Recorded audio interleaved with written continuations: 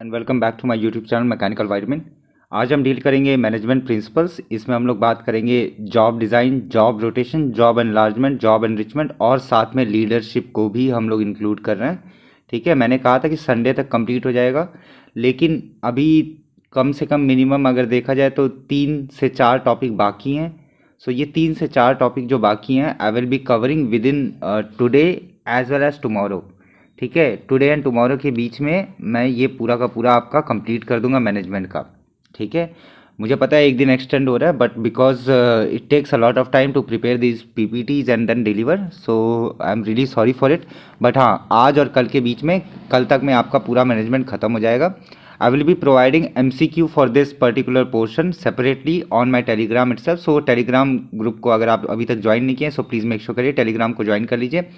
After completing this lecture, I will be sharing the questions on leadership separately. Job design, job rotation, job enlargement के कुछ questions को मैं previous videos में cover किया हूँ। Please make sure करिए उससे भी क्रॉस चेक ज़रूर करिएगा। Okay, so without wasting any of your time, let's move ahead dealing with today's topic. So job design, पिछले लेक्चर में हमने देखा था कि जॉब क्या होता है। जॉब होता है होमोजेनस टास्क जिसके आप फंक्शन सेम हो, होमोजेनस टास्क जिसका फंक्शन सेम हो और एक एम्प्लॉय उसे करे और उसके बदले में उसको पैसे मिले। ठीक है, सो जॉब डिज़ाइन क्या होता है? Job design means the way that decision maker choose to organize the work responsibility, duties and activities and task. It means कि जॉब डिज़ाइन बताता है किस तरीके से जॉब को डिज़ाइन करना है ताकि जो डिसीजन मेकर है वो ऑर्गेनाइज कर सके वर्क रिस्पॉन्सिबिलिटी, किसको कौन सा काम देना है, किसकी कौन सी ड्यूटी रहेगी, किसको कौन सा एक्टिविटी परफॉर्म करना है और किसको कौन सा टास्क देना है। ठीक है, सिमिलर वे में अगर जॉब रीडिज़ाइन देखेंगे, जॉब रीडिज़ाइन में मतलब क्या होगा? पहले से जो डिज़ाइन, मतलब लेट अस सपोज एक एग्जांपल लेकर के समझते हैं, वापस से वही पेन की बात करते हैं। ठीक है, इस पेन को बनाने के लिए हम लोग को अलग अलग ऑपरेशन करने पड़ेंगे। ठीक है, कभी ड्रिलिंग करना पड़ेगा या कभी मोल्डिंग करना पड़ेगा। इसकी जो अंदर जो थ्रेड्स रहते हैं जहाँ पर आप टाइट करते हैं अपने मतलब रिफिल निकालने के बाद जब आप टाइट करते हैं, उसका भी डिज़ाइन डिपार्टमेंट अलग रहता है, उसका भी पोर्शन अलग रहता है। सो सबकी वर्क रिस्पॉन्सिबिलिटी, सबकी ड्यूटीज़ और एक्टिविटीज़, ये सब को असाइन करने का काम होता है जॉब डिज़ाइन। रीडिज़ाइन मतलब पहले से काम चल रहा है but we are now going to involve some changing in it, we involve some change in it, जहाँ पर थोड़ा बहुत चेंज करके we enhance our work, particularly that particular work. ठीक है, so job design is the process of deciding on the contents of a job in terms of duties and responsibilities on the method to be used in carrying out job, जैसा कि मैंने बताया। ठीक है, so job design include design for efficiency, design for mental capacity, design for motivation and design for safety and health. These all will be included in job design. किस तरीके से कौन कौन सा पोर्शन, कौन कौन सा डिपार्टमेंट किसको सौंपना है, सबकी रिस्पॉन्सिबिलिटी क्या होगी, सबके टास्क क्या होंगे, that is what is job design is. Now nature of job design, so identifying component of a given job as an integral part of job design, कौन सा किसको देना वापस से। सो डिज़ाइनिंग और रीडिज़ाइनिंग यही होता है जॉब डिज़ाइन का बेसिक नेचर, जहाँ पर डिसीजन लिया जाता है who, what, where, when, why and how. कौन करेगा, कैसे करेगा, कहाँ करेगा और किस तरीके से करेगा, टाइम, ठीक है, क्यों करेगा, ऑर्गेनाइजेशन ऑफ द जॉब। ठीक है, ऑब्जेक्टिव एंड, यहाँ पर आपको थोड़ा क्लियर नहीं दिख रहा होगा, objectives and motivation of the worker, और हाउ किस तरीके से वो परफॉर्म होगा, method of performance and motivation. So this is what is job design is all about. Now यहाँ पर जब कभी भी आप मैनेजमेंट पढ़ेंगे, मैनेजमेंट में सबसे ज़्यादा इंपॉर्टेंट है थ्योरीज। ठीक है, चाहे वो कोई सी भी थ्योरी हो, चाहे वो थ्योरी ऑफ मोटिवेशन हो, चाहे वो थ्योरी ऑफ लीडरशिप हो, चाहे वो थ्योरी ऑफ जॉब डिज़ाइन हो। अप्रोचेज में भी देखेंगे यहाँ पर 3 अप्रोच है, engineering approach, human approach and job characteristic approach. So engineering approach में कि एक दिन पहले से ही पता हो कि क्या करना है। So management at least 1 day in advance of each man receives कि कंप्लीट रिटर्न इंस्ट्रक्शन कि क्या करना है, एक पूरा का पूरा लिस्ट आ जाए एक वर्कर के पास कि उसको नेक्स्ट डे में क्या परफॉर्म करना है, कौन कौन से टास्क हैं जो उसको अकम्प्लिश करना है। That is what is engineering approaches. Human approach में क्या होता है? Jobs which are interesting and rewarding.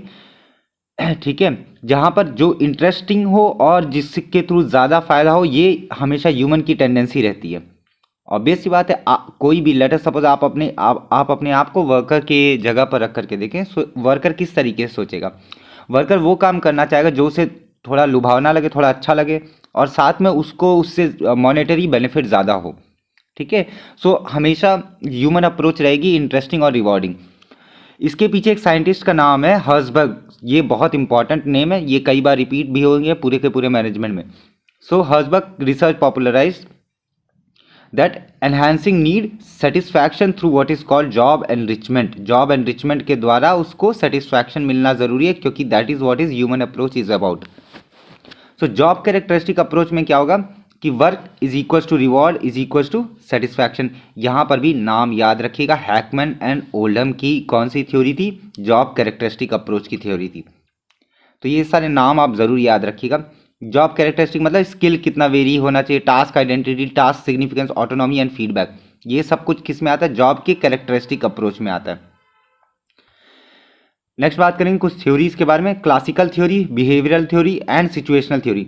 अब देखिए पहले नाम देख लीजिए, नाम से ही आप चीज़ समझ जाएंगे। बिहेवियरल थ्योरी मतलब वहाँ पर टॉक किसके बारे में बात होगी, बिहेवियर के बारे में बात होगी। किसके बिहेवियर, वर्कर के बिहेवियर या अथॉरिटी के बिहेवियर के बारे में बात होगी। सिचुएशनल थ्योरी में सिचुएशन और एनवायरमेंट कंडीशन, मतलब जिस आसपास में वर्कर वर्क कर रहा है उस वर्किंग कंडीशन कैसा, वर्किंग एनवायरमेंट कैसा है, दैट डिपेंड्स। क्लासिकल थ्योरी में क्या होता है, क्लासिकल थ्योरी में पूरा का पूरा जो रहता है कि एक पर्टिकुलर सेट ऑफ टास्क जो हो उसको एक पर्टिकुलर वर्कर को दिया जाए जो इसमें काबिल हो। This is what is classical theories. Classical theory was given by max weber and Henry Fayol. Henry Fayol का 14 प्रिंसिपल आप लोगों को याद होना जरूरी है, मैंडेटरी है। ठीक है, so manager identify overall purpose of the organization allocating specific task to specific jobs. ठीक है, बिहेवियरल थ्योरी क्या कहता है कि making sure authority matches the position, behaviour के बारे में बात करेगा, हायर एफिशिएंसी को लीड करे। सो जिसकी तो यहाँ पर एक बहुत इंपॉर्टेंट स्टेटमेंट है कि behaviouralist prefer simple organisation structure, decentralise decision making and informal departmentalisation. इसको ज़्यादा उतना कंफ्यूज होने की ज़रूरत नहीं है। डिसेंट्रलाइजेशन ऑफ डिसीजन मेकिंग मतलब हो गया डिसीजन मेकिंग को एक जगह पर ना रख करके अलग अलग जगह पर डिसीजन लेना। मतलब आप लेटर सपोज आप मिडिल लेवल मैनेजर हैं तो आपने फर्स्ट लेवल मैनेजर के ऊपर डिसीजंस का कार्यभार सौंप दिया, वो जिस तरीके से डिसीजन लेंगे उसी के अंदर में वर्कर जो काम करेंगे उस तरीके से वो वर्क करेंगे। ठीक है, जो कि यील्ड करना चाहिए क्या, हायर एफिशिएंसी को। That is what is behavioural theory is.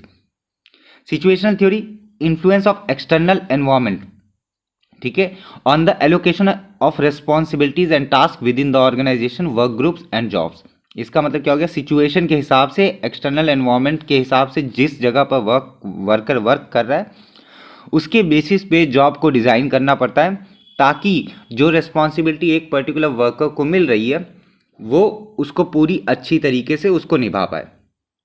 I hope ये जॉब डिज़ाइन का मतलब आपको समझ में आया होगा। जॉब डिज़ाइन का मतलब कुछ नहीं, किस तरीके से आप अपना काम निकलवा सकते हैं वर्कर के थ्रू वाया सम मीन्स। अब उसके लिए आपको ये ध्यान में रखना है कि वर्कर सेटिस्फाइड रहे, वर्कर को रिवॉर्ड मिले, वर्कर की कंडीशन जो हो, मतलब जिस कंडीशन में वो वर्क कर रहा है that should be well and good. That is what is job design is all about.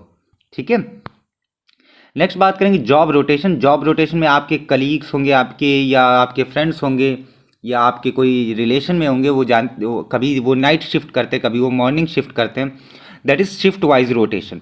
But job rotation केवल और केवल शिफ्ट वाइज रोटेशन पर ही नहीं डिपेंड करता, वो असाइनमेंट्स के ऊपर भी रोटेट करता है। असाइनमेंट मतलब क्या हो गया, मान लीजिए एक ऑटोमोबाइल है, आपकी बाइक है बहुत अच्छी, ठीक है, इस बाइक को बनाने के लिए व्हील का डिपार्टमेंट अलग होगा, इंजन असेंबली का डिपार्टमेंट अलग होगा, ठीक है, बाकी ऊपर के सीट कवर्स एंड ये सब लगाने का डिपार्टमेंट अलग होगा, और उसके बाद आपका टेस्टिंग का डिपार्टमेंट अलग होगा। सो जॉब रोटेशन में क्या होता है, you have been assigned to first of all to the wheel department and then you have been move to engine department after working here for specific amount of time. आपको फिर engine department का head बनाया जाएगा and then उसके बाद seating and all जो accessories रहती है उसका आपको हेड बनाया जाएगा, उसके बाद आपको टेस्टिंग का हेड बनाया जाएगा। ये कब होता है, ये तब होता है जब ऑर्गेनाइजेशन चाहती है कि उसका जो एम्प्लॉय रहे उसको उसका इंटरेस्ट बना रहे जॉब में और वो नई नई चीज़ों को सीखता रहे। इसके थ्रू जो मोनोटोनस नेचर होता है, मोनोटोनस मतलब एक जैसा जो नेचर होता है जॉब का, वो घट जाता है। So that's why job rotation is done. So job rotation is a process, अगर यहाँ देखेंगे, job rotation is a process of systematic movement of employees from one nature to of job to the other job। ठीक है, और यहाँ पर however employees performing the job is shifted from one job to the other job through which an employee would be given an opportunity to perform different jobs which he would enrich his or her skill। Experience बढ़ेगा, ability बढ़ेगी perform करने की, और different job को वो perform कर पाएगा। That is job rotation is. Job enlargement मतलब जॉब को बढ़ाना, एनलार्ज करना, बढ़ाना। बढ़ाना कैसा मतलब a job design technique in which number of task associated with a job is increased. Number of task को मैं इंक्रीज कर दूं, और उसको इंक्रीज करने का मतलब वर्कर के ऊपर लाद नहीं देना, वर्कर को बताना कि जो भी आप, जैसे कि लेट अस सपोज एक एग्जांपल लेकर के समझते हैं। मान लीजिए ग्लास का शेप कुछ इस तरीके से है, ठीक है, पानी के ग्लास का शेप कुछ इस तरीके से। अब ये जो पानी का गिलास जो है वो किसका बना हुआ है, स्टील का बना हुआ है। ये पर्टिकुलर एक कंपनी में बनता है, वो कंपनी में आप मैनेजर की पोस्ट पर हैं। अब आपने क्या किया, जॉब एनलार्जमेंट में क्या किया, इसको बनाने के लिए लेट अस सपोज 3 प्रोसेस करने पड़ते थे। पहला प्रोसेस ये कि आप एक स्टील का टुकड़ा लेते थे, उसके अंदर में ऐसा ड्रिल होल करते थे, उसके बाद आप फिर इसको फॉर्म करने की कोशिश करते, हीट करते थे। मैं यहाँ लिख देता हूँ। पहले आप क्या करते थे, ड्रिलिंग करते थे, फिर second task was to heat it, and heat के बाद आप उसको पर्टिकुलर शेप में देते थे। ये 3 टास्क थे। बट नाउ जॉब एनलार्जमेंट में क्या होगा कि ना सिर्फ ड्रिलिंग करना पड़ेगा आपको, साथ में ड्रिलिंग के साथ में आपको you need to provide some external also, मतलब आपको एक्स्ट्रा फिनिश देना पड़ेगा बाहर से, जो बाहर वाला जो है उसमें एक्स्ट्रा फिनिश प्रोवाइड करना पड़ेगा। You have to make certain designs on the external also. So क्या हो गया, पहले 3 टास्क थे but now it has been increase to 5 task. That is job enlargement. यहाँ पर नंबर ऑफ टास्क को बढ़ा दिया जाता है और अप्रोप्रिएट ट्रेनिंग दी जाती है, ठीक है। सो इसकी वजह से क्या होगा, इसकी वजह से होगा कि जो मोनोटोनी है, मोनोटोनी मतलब एक जैसा जो काम है वो घट जाता है। एक जैसा काम क्या होता है, इंसान की प्रवृत्ति होती है कि अगर आपको इस सुबह से शाम बिठा करके मैं कहूँ पढ़ो पढ़ो पढ़ो पढ़ो, तो आप किताब खोल करके बैठे रहेंगे लेकिन पढ़ेंगे नहीं। ये होता है monotonous nature. So as a human being, एक ह्यूमन बीइंग की टेंडेंसी होती है कि वो सेम तरीके की नौकरी कर कर करके पक जाता है, बोर हो जाता है, he gets bore easily. So in order to कि उसका इंटरेस्ट बना रहे, आप उसमें उसकी जो जॉब रहती है उसमें आप थोड़े बहुत फेरबदल करते हैं। फेरबदल करने की वजह से क्या होता है, उसका इंटरेस्ट बना रहता है, उसको नई नई चीज़ें सीखने को मिलती हैं, and he stage in that particular organization. सो जॉब एनलार्जमेंट में क्या करेंगे, हम लोग कुछ एक्स्ट्रा टास्क ऐड कर देंगे ताकि वो उस टास्क को भी सीखे, साथ में he should find it interesting, उसके लिए प्रॉपर ट्रेनिंग प्रोवाइड की जाए, और जो एक्स्ट्रा टास्क ऐड किए गए उसको बढ़िया तरीके से कर लेने की जो उसकी कैपेबिलिटी रहेगी उसको भी आंका जाएगा इस पर्टिकुलर जॉब एनलार्जमेंट में। जॉब एनरिचमेंट की बात करें, जॉब एनरिचमेंट मतलब क्या हो गया कि आप उसको एनरिच कर रहे हैं, आप उसमें टास्क बढ़ा नहीं रहे लेकिन उसको एनरिच कर रहे हैं। एनरिच कर रहे हैं मतलब सेटिस्फैक्शन का लेवल इंक्रीज कर रहे हैं, ठीक है। सेटिस्फैक्शन का किसकी सेटिस्फैक्शन का, वर्कर की सेटिस्फैक्शन को आप इम्प्रूव कर रहे हैं। कैसे इम्प्रूव कर रहे हैं, by giving him more responsibility, ठीक है। कई बार क्या होता है कि जो वर्कर रहता है उसको जब नई रिस्पॉन्सिबिलिटी मिलती है, he doesn't like it at all. उसको मोनोटोनस नेचर ही पसंद है कि ज़्यादा काम ना करना पड़े। बट ये जो लेजीनेस होता है, इन सबको हटाने के लिए ही ये सारे टेक्निक्स यूज़ किए जाते हैं।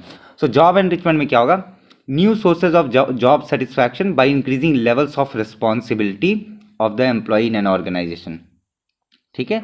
सो एक बात याद रखिए, this statement is very very important. Job enlargement is considered to be horizontal restructuring method and job enrichment is considered to be vertical restructuring method. ये इंपॉर्टेंट स्टेटमेंट है। अब देख लेते हैं हॉरिजॉन्टल रीस्ट्रक्चरिंग मेथड क्या होता है और वर्टिकल रीस्ट्रक्चरिंग मेथड क्या होता है। हॉरिजॉन्टल रीस्ट्रक्चरिंग में मतलब क्या होगा कि जो वर्क स्पेस होगा जहां पर आपका काम हो रहा होगा वहां पर चीज़ें चेंज की जाएंगी। जैसे एनलार्जमेंट में क्या होगा, नंबर ऑफ टास्क को बढ़ा दिया जाएगा। टास्क मतलब जो वर्कर काम कर रहे होंगे उनके टास्क को बढ़ा दिया जाएगा। मैनेजर को अब ज़्यादा लोगों पर निगाह रखनी है तो उसका भी टास्क बढ़ गया। This is what is job enlargement is. Job enrichment में क्या होगा, ऊपर से ऑर्डर आएगा, let me clear all this, ऊपर से ऑर्डर आएगा from the top level to you, आप यहाँ पर हैं और नीचे वर्कर्स रहेंगे। वहाँ से ऑर्डर आएगा कि you have to look into it. आपकी रिस्पॉन्सिबिलिटी ना सिर्फ इन लोगों को देखना है but also you have to pay regular visits also and then you have to present report on weekly basis, on weekly basis. So manager का काम क्या बढ़ गया, मैनेजर का काम बढ़ गया ना सिर्फ इन लोगों को काम करते हुए देखना है, एनालाइज करना है, बल्कि आपको रिपोर्ट भी करना है वापस से टॉप लेवल को। इसके थ्रू क्या हो गया, ये जो प्रोसेस हुआ this is in the form of vertical itself, so this is called as vertical restructuring, where as job enlargement is your horizontal structuring. So इस बात को अपने मतलब कि कॉन्शियस में रखिएगा। What is vertical restructuring, vertical restructuring मतलब related with top level से जो ऑर्डर आएगा वो, एंड हॉरिजॉन्टल रीस्ट्रक्चरिंग मतलब जो आपके एकदम निचले लेवल पे एकदम सीधे में चलेगा वो, ठीक है। So moral excellence of giving the employ additional authority, autonomy and control over the way, this is what is job enrichment is, ठीक है। नेक्स्ट दो डायमेंशन आते हैं जॉब एनरिचमेंट में। सो जॉब एनरिचमेंट की रूट्स कहाँ पर है, वापस से हर्सबर्ग की थ्योरी में, हर्सबर्ग की थ्योरी में, जहाँ पर टू फैक्टर हैं, एक है डायमेंशन, दूसरा है second dimension, first dimension and second dimension. First dimension को हम लोग क्या कहते हैं, हाइजीन फैक्टर भी कहते हैं, जहाँ पर उसकी सेटिस्फैक्शन के बारे में बात होती है, जो पैसे मिल रहे हैं उसके बारे में बात होती है, जिस एनवायरनमेंट में वो वर्क कर रहा है वहाँ के रूल्स एंड रेगुलेशन, वहाँ के सुपरवाइजर के साथ बर्ताव, ये सब। Yes, so sorry for that glitch. So job enrichment के बारे में हम लोग बात करते हैं। दो इसमें वापस से हर्सबर्ग की थ्योरी आप लोगों को याद रखनी है, हर्सबर्ग की theory regarding behavioural theory. Job enrichment को दो डायमेंशन में क्लासीफाई किया गया है, first dimension as well as second dimension. First dimension को हम लोग कहते हैं हाइजीन फैक्टर से डिनोट होता है। हाइजीन फैक्टर मतलब कि वर्किंग एनवायरनमेंट कैसा है, वहाँ के रूल्स रेगुलेशन कैसे हैं, सुपरवाइजर कैसा है, उसका बिहेवियर कैसा है, ठीक है। तो अगर इनमें से कोई सी भी कंडीशन खराब होती है तो उसकी वजह से क्या होगा, डिससेटिस्फैक्शन बढ़ेगा और एम्प्लॉय का काम करने में मन नहीं लगेगा। This is the first dimension of job enrichment. Second dimension में जो हर्सबर्ग की थ्योरी है, सेकंड डायमेंशन की, दोनों हर्सबर्ग की थ्योरी है। सेकंड डायमेंशन डील करता है आपका हायर लेवल सेटिस्फैक्शन पर, मतलब उसको रिकॉग्निशन मिल रहा है कि नहीं मिल रहा है, उसको उसके लिए शाबाशी मिल रही है कि नहीं मिल रही, पीठ पे थपकी मिल रही है कि नहीं मिल रही है, उसको प्राइज़ वगैरह मिल रहा है कि नहीं मिल रहा, अचीवमेंट रिकॉग्नाइज किया जा रहा है कि नहीं किया जा रहा, वहाँ पर ग्रोथ हो पा रही है कि नहीं हो पा रही है, ठीक है, और उसकी रिस्पॉन्सिबिलिटी कैसी है, लोग उसका कितना सम्मान कर रहे हैं, ये सब जो सेकेंडरी फैक्टर होता है ये सब आ जाता है आपका सेकंड डायमेंशन में। नेक्स्ट बात करेंगे डायरेक्टिंग एंड लीडरशिप के बारे में। डायरेक्टिंग के बारे में थोड़ा सा हम लोग पिछले वीडियोज़ में हम लोग देख चुके हैं कि डायरेक्टिंग क्या होता है, लेकिन आज हम लोग थोड़ा सा इसमें डिटेल में जाएंगे directing as well as leadership में। सो डायरेक्शन क्या होता है, डायरेक्शन में to direct the human effort towards organizational goal achievement. मैंने बताया था आप यहाँ पर हैं, लेट अस सपोज आपको चाहिए, आप यहाँ पर हैं, आप अभी पढ़ रहे हैं, you want to get into CSIR, so there is a gap in between them.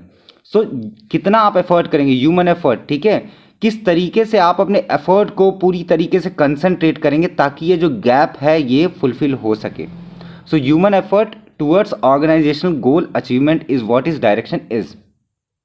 Leadership is the art of motivating and influencing subordinate, ताकि वो अपने काम को बेहतरीन तरीके से कर सकें और साथ में ऑर्गेनाइजेशन गोल को अचीव कर सकें, वो लीडरशिप कहलाता है। आपके अंडर में मान लीजिए 100 वर्कर्स हैं, इन 100 वर्कर्स को मोटिवेटेड रखना और उनके लीडर के रूप में उभर करके आना is a very big thing, क्योंकि आगे चल करके हम लोग लीडरशिप की थ्योरीज भी देखेंगे।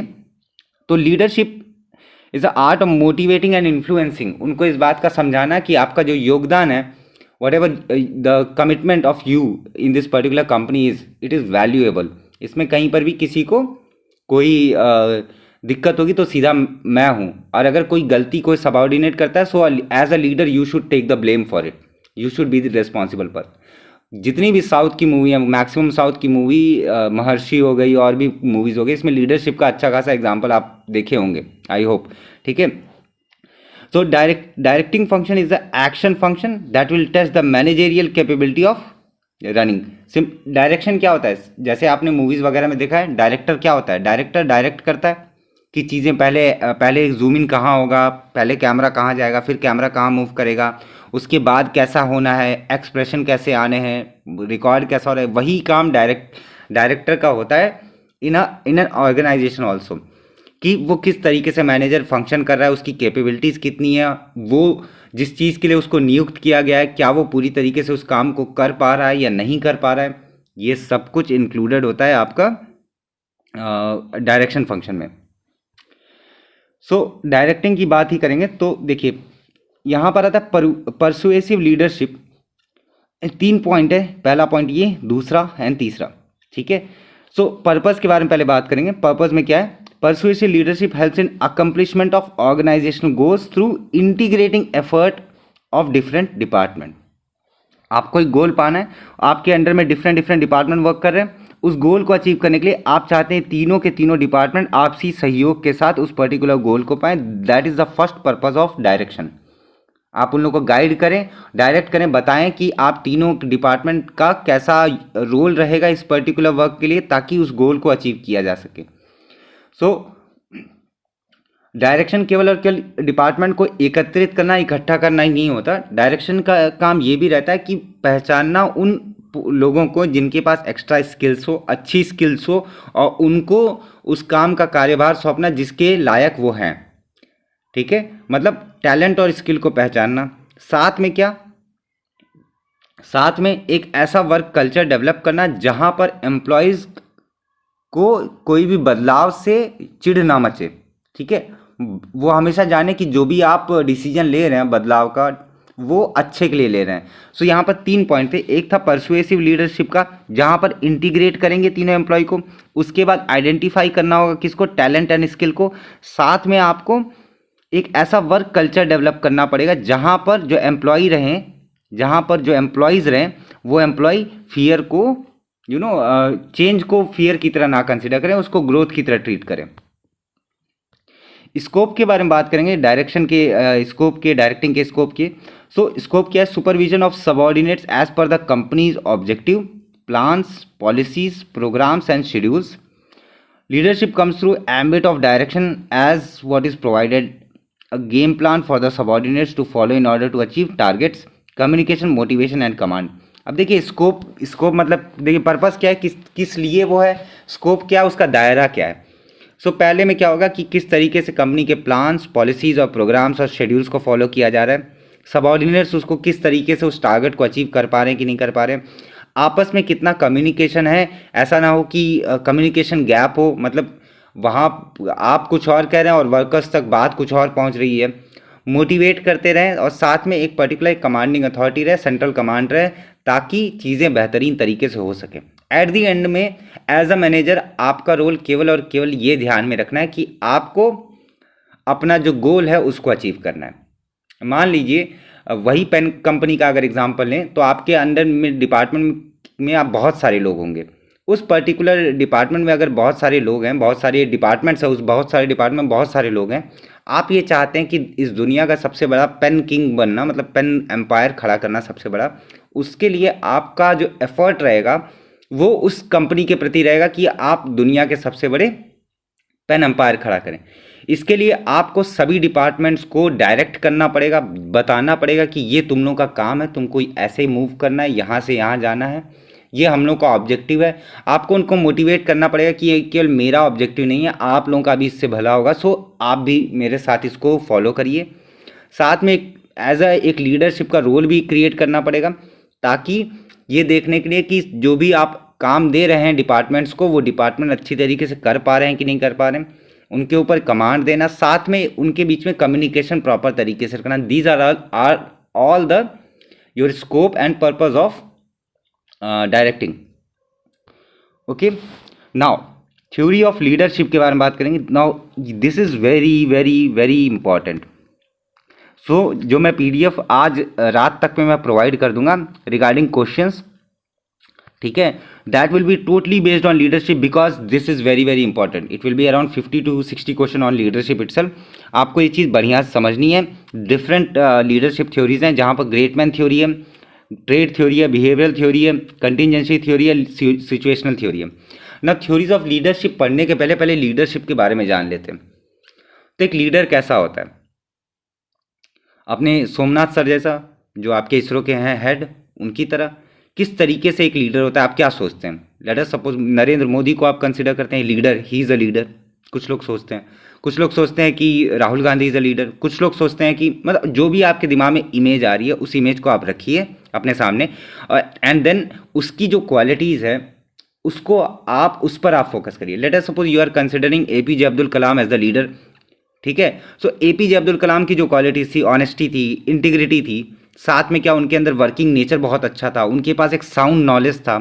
वो इस बात को जानते थे कि कितना काम एक आदमी कर सकता है, किस तरीके से कर सकता है, किस तरीके से मिसाइल को किस तरीके से बिल्ड करना है ताकि वो अपने पर्टिकुलर गोल तक पहुंचे, कम पैसा कैसे लगाना है। These are all the traits of a leader related with that particular field. Narendra Modi ji के बारे में सोचेंगे तो उनका भी अलग अलग है कि पंक्चुअल है, एक पर्टिकुलर शेड्यूल फॉलो करते हैं, उनकी इमेज ऐसी है, he builds his image in that kind of way, people respects him a lot, people make meme about him but he doesn't, he appreciates them for making the meme. मतलब कुछ कुछ ऐसी जो ट्रेट्स हैं जो एक लीडर को leader बनाते हैं, लोगों की भावनाएं जुड़ी हैं उनके साथ, ये सब कुछ एक लीडरशिप की क्वालिटीज़ के अंदर में आता है।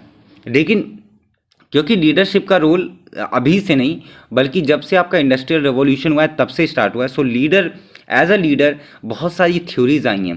सो इसमें से सारी थ्योरीज आपको जानना ज़रूरी है। You should know at least the basics of them, ठीक है।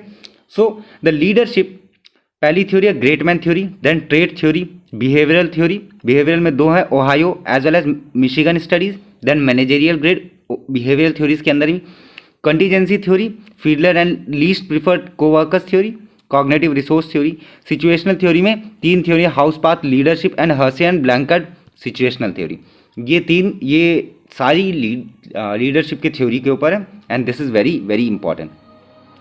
ग्रेट मैन थ्योरी की बात करेंगे। ग्रेट मैन थ्योरी सबसे पुराना है। इनका ये मानना था कि लीडर्स पैदा होते हैं, उनको बनाया नहीं जाता है। लीडर्स पैदाइशी होते हैं, उनको बनाया नहीं जाता है।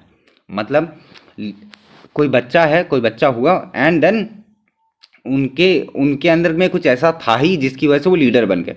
विदाउट दैट वो वैसा नहीं करते।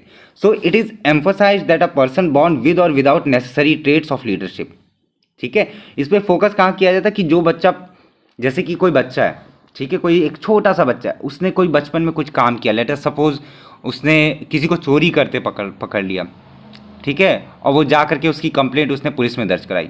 सो वो उसकी ऑनेस्टी की वो हो गया। तो बच्चे के दिमाग में क्या आएगा कि नाउ दिस इज़, या इससे मुझे अप्रिशिएशन मिल रहा है, और यही अप्रिशिएशन वाली चीज़ को वो अपने दिमाग में रखेगा और देन ही becomes a leader like that, कि एकदम ऑनेस्ट लीडर बनेगा आगे चल करके। So leaders are born not made, उनको बनाया नहीं जा सकता है, उनको वो होते ही ऐसे, पैदाइशी ऐसे होते हैं, ठीक है।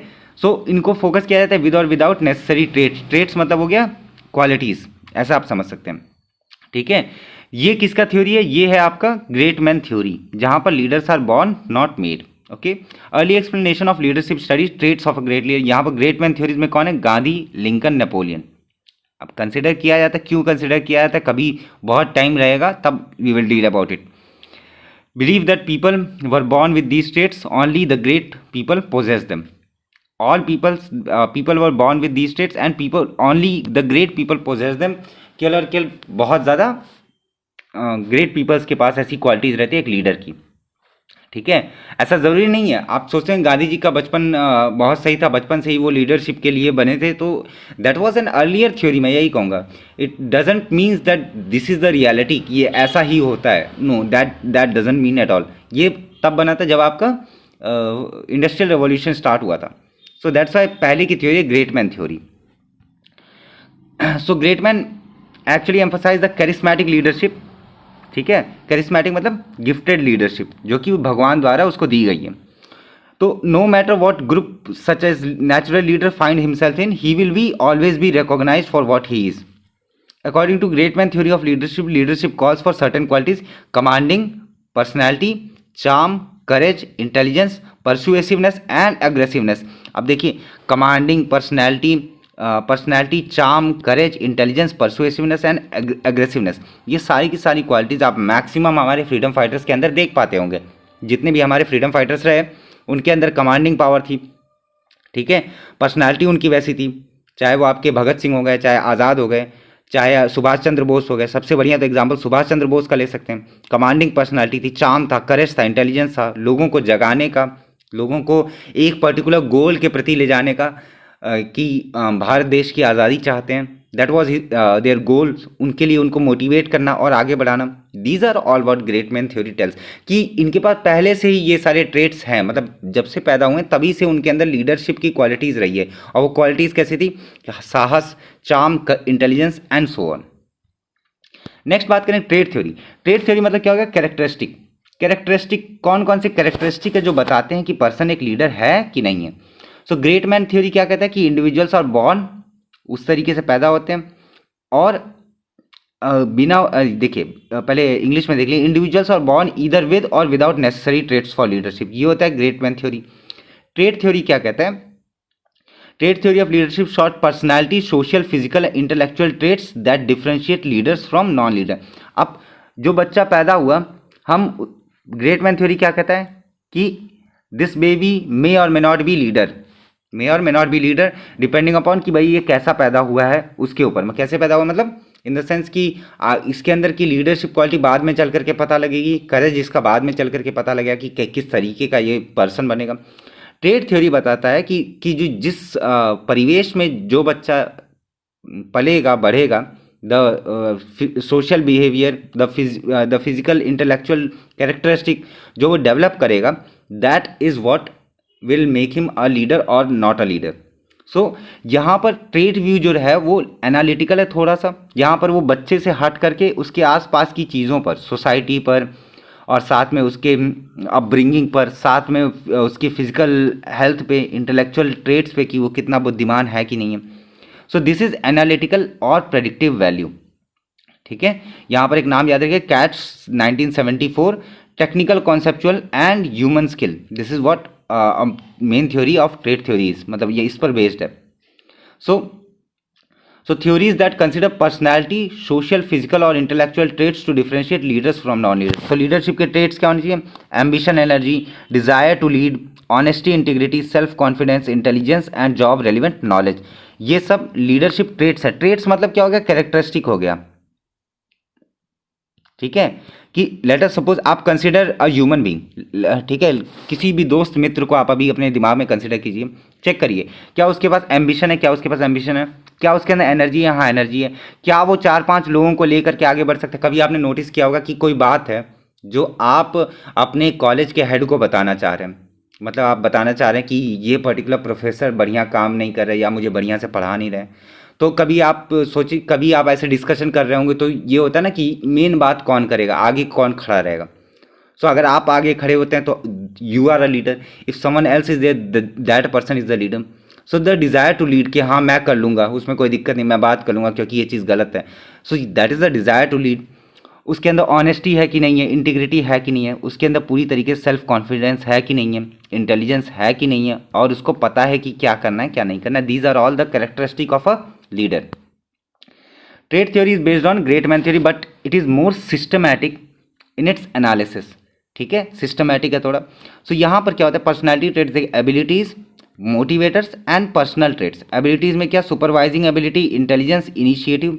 पर्सनल ट्रेट्स में क्या? Assurance, decisiveness, masculinity, maturity, working class affinity. ये सब उतना ज़्यादा इंपॉर्टेंट नहीं है मेरे हिसाब से, लेकिन हाँ आपको एक बेसिक आइडिया हो गया कि ट्रेट थ्योरी किस बारे में बात करती है, ठीक है। अब ये देखिए, इसमें कुछ और पॉइंट्स देख लीजिए। Intelligence, physical feature, inner motivation, maturity, vision, foresight, acceptance, open mindness, self confidence, human relation and fairness. These are all you know, इसको बस आप गो थ्रू कर लीजिए, it is not much important देखा जाए तो। As an objective point of view, MCQ point of view, multiple choice question, ये सब उतने ज़्यादा इंपॉर्टेंट है नहीं। ये तो हर एक लीडर के बारे में जब भी आप सोचेंगे तो आपको ये चीज़ आइडिया होगा। आप किसी को भी अपने दिमाग में इमेजिन करके उसकी क्वालिटीज़ गिनाना शुरू करेंगे, it will match all of them. Like consider Subhash Chandra Bose और कंसिडर गांधी जी और कंसिडर एनी अदर पर्सन, जो भी आपके दिमाग, आपके पेरेंट्स या जिसके भी जो भी आपके दिमाग में आ रहे हैं लीडर के बारे में, ऐसे लाल बहादुर शास्त्री आ गए, तो उनकी जो क्वालिटीज़ है उसको अगर आप ऐसे इमेजिन करेंगे, you will get to know what are the characteristic of a leader is. Okay, अब देखिए यहाँ पर क्लासिफिकेशन किया गया ट्रेड्स और स्किल्स के बीच का अंतर। ठीक है, ट्रेड्स मतलब क्या होगा, कैरेक्टरिस्टिक, और स्किल्स के बीच का अंतर। स्किल्स में क्या क्या है पहले देख लीजिए। स्किल्स में सोशली स्किल्ड है कि नहीं है, ऑर्गेनाइज्ड है कि नहीं है, फ्लुएंट इन स्पीकिंग है नहीं, डिप्लोमेटिक है कि नहीं है, कॉन्सेप्चुअली स्किल्ड है कि नहीं, क्लेवर है कि नहीं है। ठीक है, these are all the skills.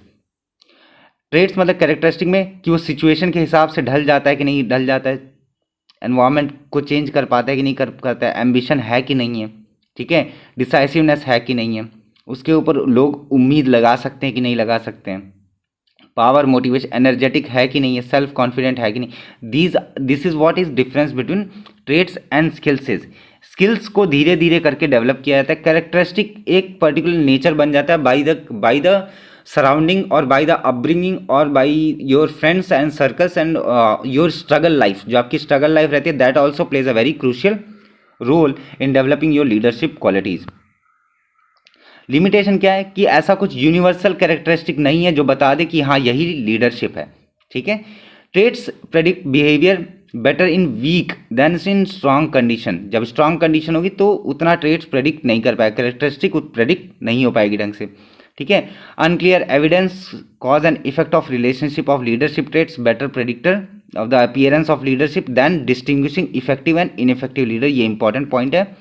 मतलब क्या हो गया, ये लीडरशिप कैसा दिखना चाहिए, कैसा होना चाहिए, इसके बारे में बात हुई है, ना कि इस बारे में कि वो कितना इफेक्टिव है और इनइफेक्टिव है। जो मेन उसका काम है लीडर का मेन काम क्या है, लोगों को जागरूक करना और अपने पीछे चलने पर मजबूर कर देना, मोटिवेट करना उनको एक गोल के पीछे चलने के लिए। सो वो लीडर कितना इफेक्टिव है, कितना इनइफेक्टिव है, इसके बारे में ट्रेड थ्योरी ने बात नहीं किया, बल्कि इस बारे में बात किया कि होना कैसा चाहिए, करेज होना चाहिए, ये होना चाहिए, वो होना चाहिए। लेकिन मेन जो फोकस था कि कितना इफेक्टिव है कि नहीं है, उस पर ट्रेड थ्योरी ने बात नहीं की। नेक्स्ट आते हैं बिहेवियरल थ्योरी पे। बिहेवियरल थ्योरी मतलब क्या हो गया कि यहाँ पर कि लीडरशिप डिपेंड करेगा किस पर, बिहेवियर पर, in terms of what leaders do. So पूरा का पूरा किस पर है कि लीडर किस तरीके से काम कर रहा है। अगर वो लीडर है कि नहीं, ये कैसे देखेंगे कि वो किस तरीके से कोई पर्सन काम कर रहा है। ठीक है, so leadership is shown by a person acts more than by he states. किस तरीके से वो बर्ताव कर रहा है, काम कर रहा है, that is what is important. इसमें दो स्टडीज आई थी, एक था आपका मिशिगन रिसर्चर्स।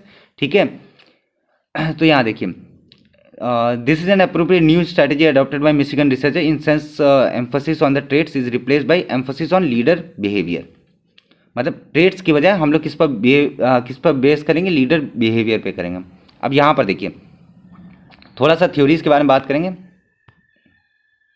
देखिए यहाँ पर आगे चल करके आएगा ये ओहायो और मिशिगन वाला। ठीक है, so theories proposing that specific behaviours differentiate leaders from non leaders. Behaviour के बारे में बात होगी। Patterns of action used by different individual determine leadership potential के बारे में बात होगी।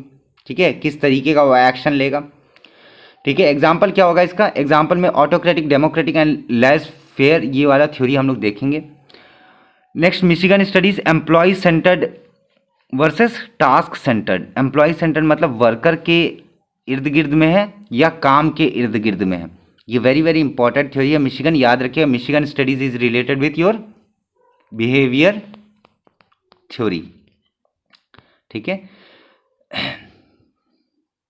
तो देखिए यहाँ पर, सो इफेक्टिव और इनइफेक्टिव लीडर जो कि आपका ट्रेड थ्योरी एक्सप्लेन नहीं कर पाया था, वो बिहेवियरल थ्योरी कुछ हद तक बताने की कोशिश किया। पहली चीज़ ये, behavioural studies focus on identifying critical behaviour जो कि इंपॉर्टेंट है लीडरशिप के लिए।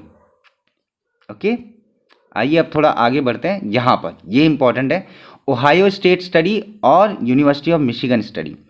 ओहायो स्टेट स्टडी दो डायमेंशन को डील करता है, initiating structure and consideration sector. Michigan studies consider करता है एम्प्लॉय ओरिएंटेड और प्रोडक्शन ओरिएंटेड। अब देखते हैं पहले ओहायो कौन कौन से याद रखिए। ओहायो किससे है, आप ऐसे याद रख सकते, OIC से याद रख सकते हैं एंड MEP से याद रख सकते हैं। Michigan employ oriented, production oriented.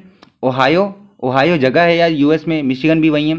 सो ओहायो स्टेट यूनिवर्सिटी भी है वहाँ पर एंड मिशिगन स्टेट यूनिवर्सिटी भी है। सो ये दोनों की यूनिवर्सिटी की अपनी एक थ्योरी थी। सो ओहायो पहला कौन सा, इनिशिएटिंग स्ट्रक्चर, दूसरा कौन सा, कंसिडरेशन। ऐसे करके आप दोनों को याद रखिएगा। अब इनिशिएटिंग स्ट्रक्चर में क्या है कि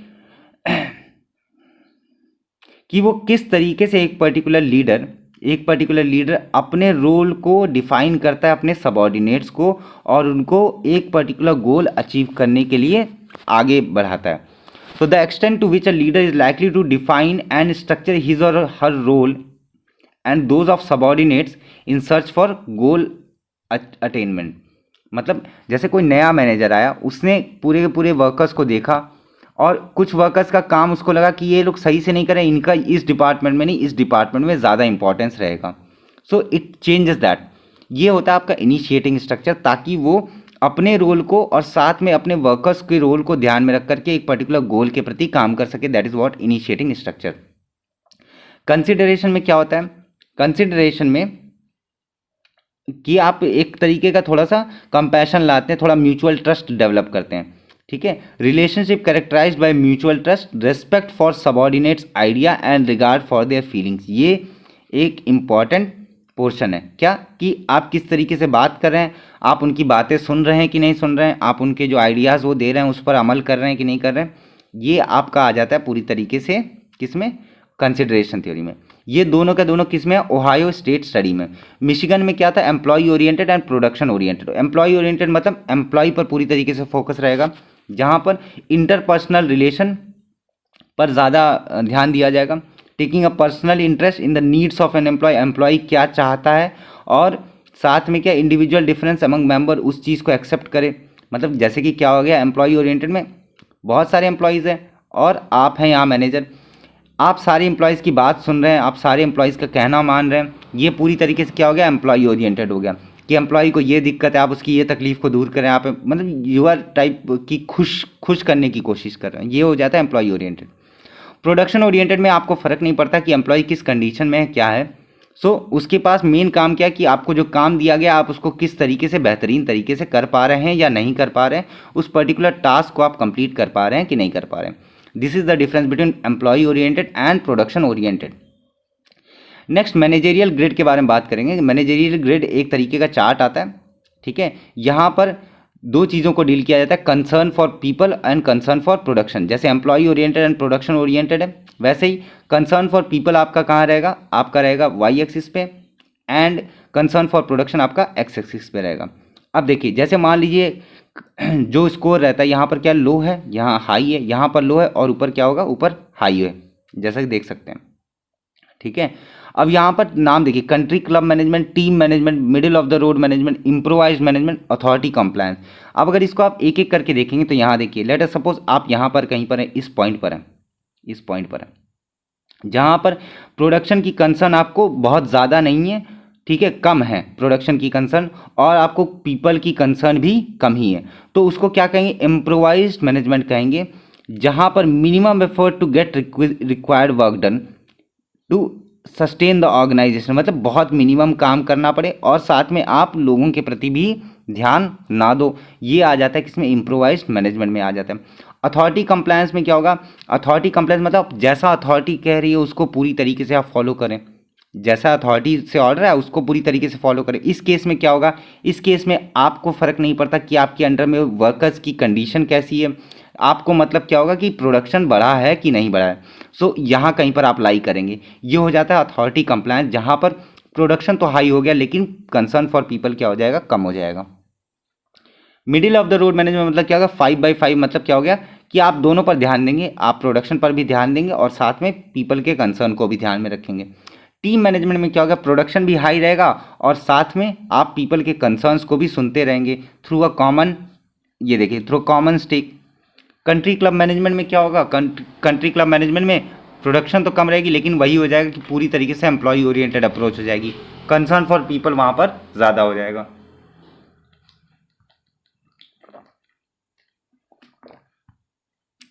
नेक्स्ट थ्योरी, कंटिजेंसी थ्योरी।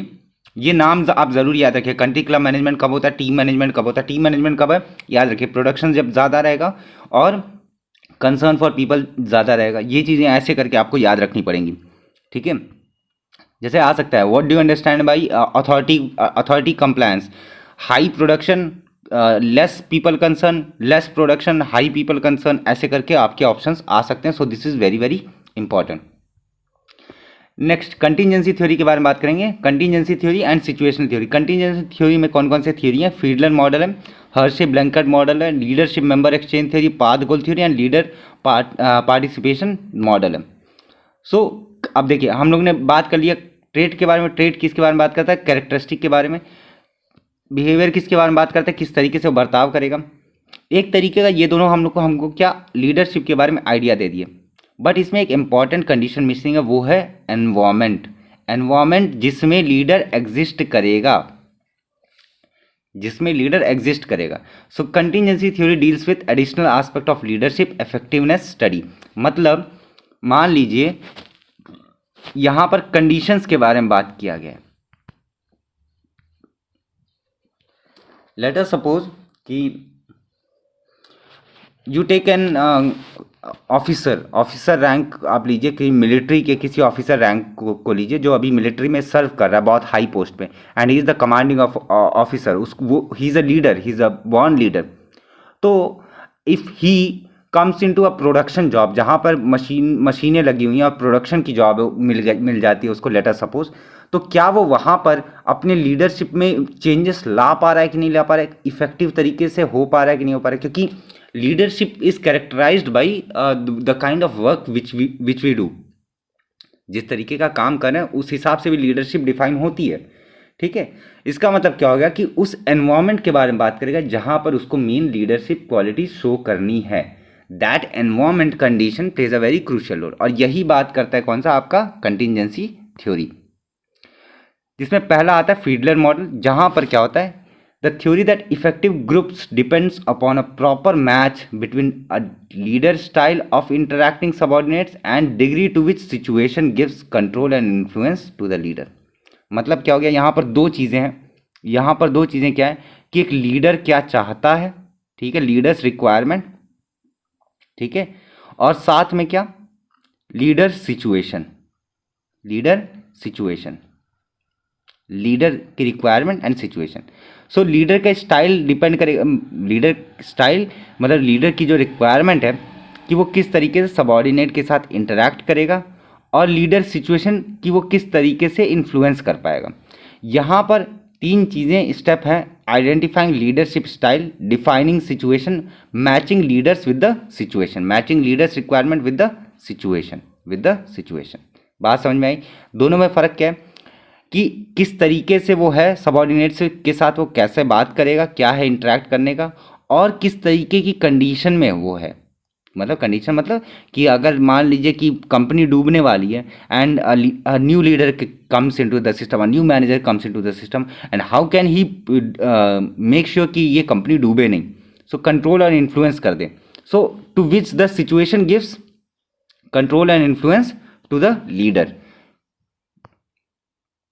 सो आइडेंटिफाइंग लीडरशिप स्टाइल, उसके लिए क्या है, उसके लिए हमारे पास LPC क्वेश्चनेयर है।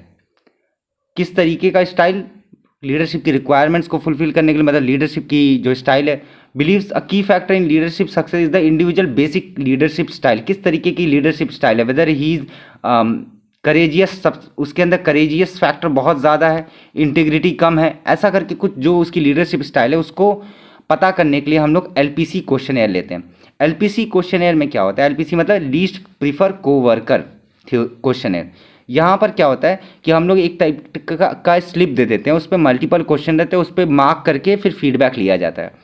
An instrument that tells to measure whether a person is task और रिलेशनशिप ओरिएंटेड, कि वो टास्क ओरिएंटेड है या रिलेशनशिप ओरिएंटेड है।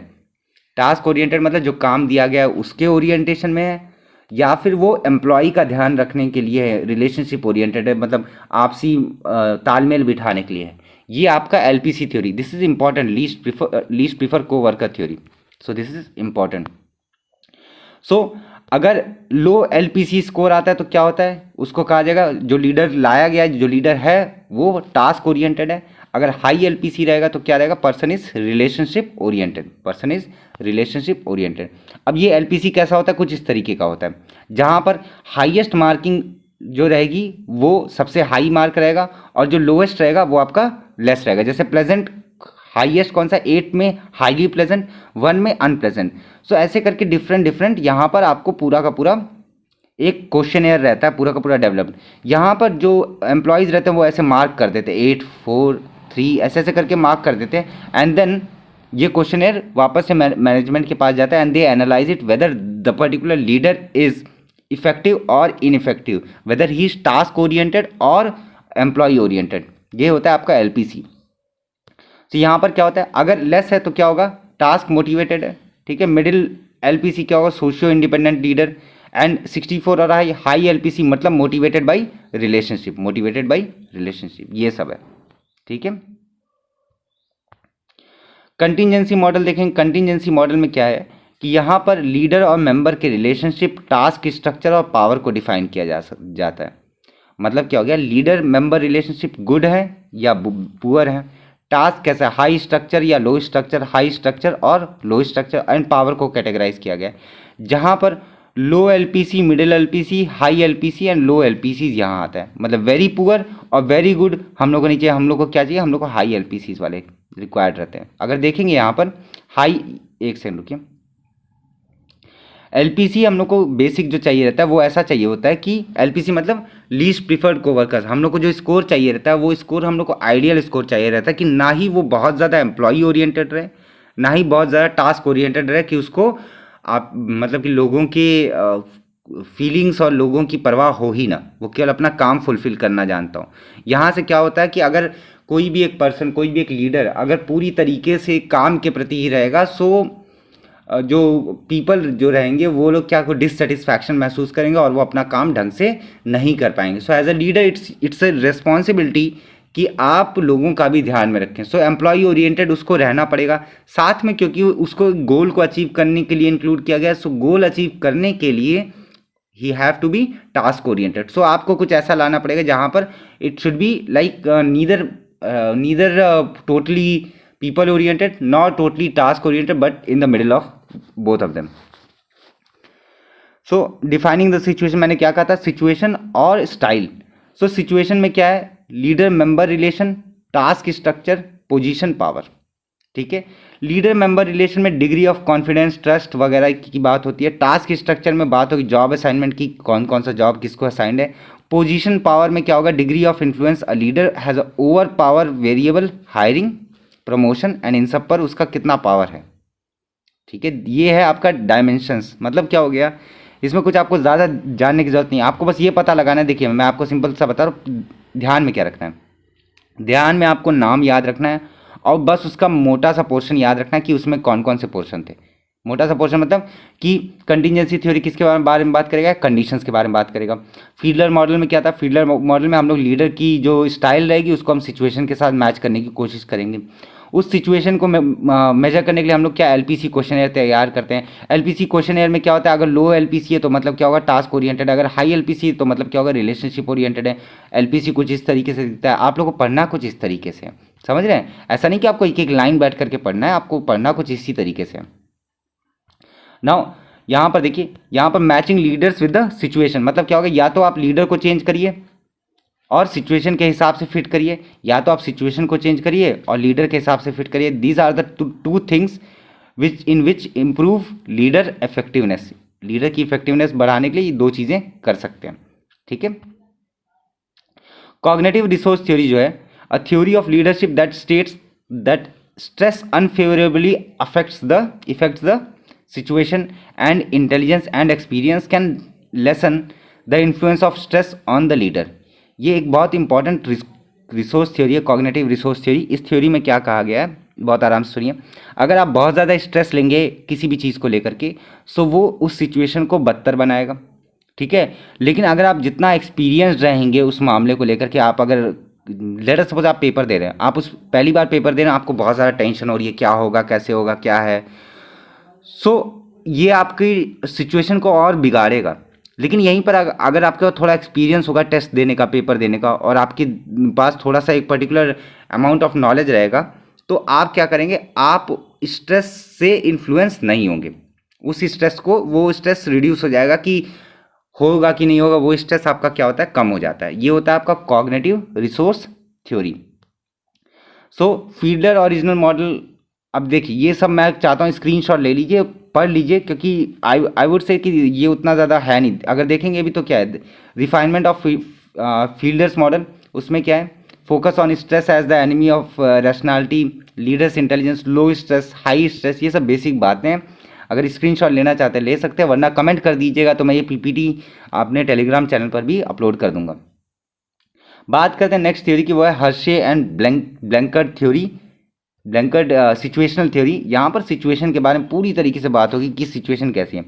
सो पूरी तरीके से ऑन फॉलोअर्स रेडीनेस की, फॉलोअर की जो यहाँ पर बात किसकी है, यहाँ पर बात है फॉलोअर की, लीडर की नहीं, फॉलोअर की। सो फॉलोअर कैन एक्सेप्ट और reject the leader. So effectiveness depend on the followers respond to the leader action. Readiness is the extent to which people have ability and willingness to accomplish specific task। तो अगर यहाँ पर देखेंगे, यहाँ पर क्या है, यहाँ पर जो मॉडल है, ये मॉडल पूरी तरीके से फोकस किस पर है, किसके बेस है, फॉलोअर के बेस पे है। ये फॉलोअर मतलब जो लीडर, एक तो लीडर है जो लीड कर रहा है, और एक जो है फॉलोअर हैं, कुछ फॉलोअर्स हैं जो इसके पीछे पीछे चल रहे हैं। अब चीज़ें डिपेंड किस पर करेंगी, ब्लैंकर्ड थ्योरी में फॉलोअर्स के ऊपर। फॉलोअर चाहे तो एक्सेप्ट करें, फॉलोअर चाहे तो इस बंदे को रिजेक्ट कर दें, ठीक है। साथ में क्या कि किस तरीके से लीडर इन लोगों को अपने पीछे चलवा पा रहा है, उस पर्टिकुलर गोल के लिए वर्क करवा पा रहा है, that plays a very crucial role. साथ में क्या, रेडीनेस मॉडल की पीपल जो काम कर रहे हैं, जो वर्कर हैं, वो किस तरीके से जो टास्क दिए जा रहे हैं उसको अकम्प्लिश कर पा रहे हैं कि नहीं कर पा रहे हैं। तो पूरी तरीके से बात किस पर आ गई, फॉलोअर्स पर आ गई। सो it is a paternal model. Paternal model मतलब जैसे आपके घर पे जो पेरेंट्स हैं उस तरीके का मॉडल है। As the child matures the adult releases more and more control over the situation. ये आपको ही पता है। मतलब क्या हो गया कि कोई एक नया पर्सन आया, मतलब नया अगर कोई बच्चा आता है तो क्या होता है, जैसे जैसे आप बड़े होते जाते हैं पापा आपको मारना बंद कर देते हैं, मम्मी आपको मारना बंद कर देती है। सो क्या होता है, आपकी जो फ्रीडम रहती है वो थोड़ी बढ़ जाती है। यही ब्लैंकर्ड थ्योरी है। मतलब क्या हो गया कि कोई एक नया लीडर अगर आया है, सो उसको थोड़ा सा टाइम दिया जाता है so that he understand the particular situation, और साथ में देखे कि वेदर दीज पीपल जो उसके फॉलोअर बनेंगे आगे चल करके, वो किस तरीके से प्रभावित हो पाएंगे कि नहीं हो पाएंगे उस चीज़ के लिए। So as the worker become more ready the leader become more laissez faire. अब इसकी प्रोनाउंसिएशन क्या मुझसे तो नहीं हो पा रही, बट हाँ आई थिंक लाइस फेयर है, अब जो भी हो, लाइसेस फेयर जो भी हो, ठीक है। Okay, moving ahead. अब देखिए इसमें बात केवल और केवल किसकी होगी, सिचुएशनल थ्योरी के बारे में बात है। अब यहाँ पर देखिए most effective behaviour depends on followers ability and motivation. इसमें कुछ भी नहीं है, देखिए ये सब उतना बस एक बार सरसरी निगाह से देख लेंगे तो आपका काम हो जाएगा। Followers are unable and willing if leaders need to display high task orientation. Followers are able and unwilling, the leaders need to be supportive and participative. Leader और फॉलोअर के बीच का कैसा बिहेवियर है उसके बारे में यहाँ पर पूरा 1 2 3 4 तरीके से बात की गई है, ठीक है। मतलब देखिए पहला में क्या है, अगर फॉलोअर अनेबल है और टास्क को नहीं कर सकता तो लीडर को क्या करना चाहिए, एक पर्टिकुलर टास्क देना चाहिए, उसको क्लियर कट बताना चाहिए कि देखो ऐसे करना है। If followers are unable and willing, तो उसके लिए क्या करना है, need to display high task orientation, ठीक है। किस तरीके का बिहेवियर दिखाए ताकि लीडर को उसके प्रति क्या बिहेवियर दिखाए।